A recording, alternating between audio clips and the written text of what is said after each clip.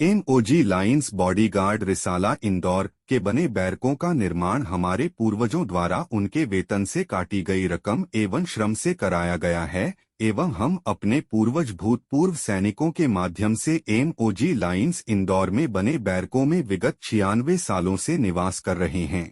हमारे पूर्वज भूतपूर्व सैनिकों द्वारा देश की आज़ादी में किए गए अभूतपूर्व सहयोग को ध्यान में रखते हुए जिला सैनिक बोर्ड द्वारा तत्कालीन जिला कलेक्टर महोदय के माध्यम से हमारे पूर्वजों को स्वतंत्रता संग्राम सेनानी का दर्जा दिए जाने से संबंधित कार्यवाही भी प्रारंभ की गई थी। इस संबंध में एक पत्र हमारे परिवार की सबसे वयोवृद्ध सदस्य श्रीमती दुर्गाबाई ओडकर को जिला सैनिक अधिकारी महोदय द्वारा लिख गया था। हमारे द्वारा देश और समाज के लिए किए गए योगदान को नजरअंदाज करते हुए स्मार्ट सिटी के नाम से हमें यहां बेदखल किए जाने की कार्यवाही प्रारंभ की जा रही है। आज जिस जमीन पर स्मार्ट सिटी परियोजना का क्रियान्वयन हो रहा है, उस जमीन की हमने रक्षा की है। हम देश के माननीय प्रधानमंत्री, रक्षा मंत्री, मुख्यमंत्री एवं प्रशासन से यह निवेदन करना चाहते हैं कि हम स्मार्ट योजना के विरोधी नहीं हैं। हम केवल आपसे यह सहयोग चाहते हैं कि हमारे पूर्वजों एवं हमारे द्वारा देश की रक्षा एवं समाज के लिए किए गए हमारे सहयोग को ध्यान में रखते हुए हमें एमओजी लाइंस इंदौर की भूमि में ही हमारा पुनर्वास किया जाए। के आवास है। आज यहाँ पर स्मार्ट सिटी की जो प्लानिंग है उसके हिसाब से ये आवास तोड़े जा रहे हैं और इनको यहाँ से हटाया जा रहा है। उस संदर्भ में प्रेस कॉन्फ्रेंस आयोजित की गई। इसमें मेरा ये कहना है कि मैं भी इसी परिवार का सदस्य हूँ और लगभग इसी कैंपस में हमें मकान दे दिए जाएं यदि तो ज़्यादा बेटर होगा, क्योंकि यहाँ जो डेवलपमेंट हो रही है तो यहाँ कुछ ना कुछ तो ये डेवलपमेंट करेंगे, कुछ ना कुछ आवास बनाएंगे। तो ये इस जगह से यादें जुड़ी हुई हैं 5 पीढ़ी की।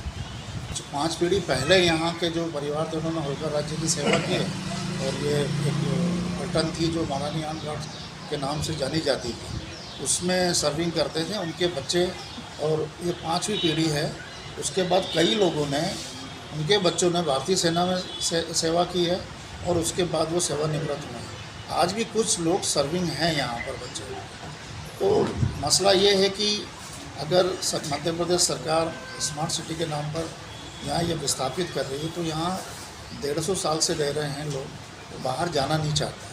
हमारा ये निवेदन है सरकार से कि वो इसी कैंपस में, इसी एरिया में अगर कुछ निर्माण करते हैं और यहाँ के जो 150 परिवार हैं उनको यहाँ पर वापस स्थापित कर दें तो सरकार की बड़ी कृपा होगी। क्योंकि हर परिवार के कुछ ऐसे बुज़ुर्ग हैं जिनके बच्चे नहीं हैं, कुछ ऐसे बुज़ुर्ग हैं जो असमर्थ हैं, यहाँ से जाएंगे तो कहाँ जाएंगे।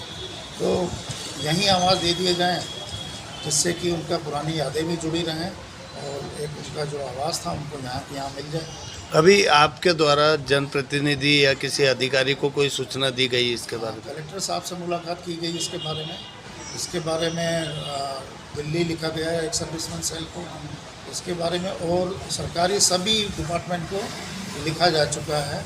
मेयर से मुलाकात हो गई, यहाँ के सांसद से मुलाकात हो गई है, बाकी अभी तक किसी प्रकार की कोई सुनवाई नहीं है। सर, यहाँ जिंदे और हरे झाड़ भी स्मार्ट सिटी के नाम पर काटे गए। इतना हरा भरा एरिया था ये कि गर्मी की छुट्टियों में हमें सूरज के दर्शन होते नहीं थे, पूरे टाइम होते रहते, बचपन से लेकर 58 साल की एज हो गई है और बहुत हरा भरा एरिया था।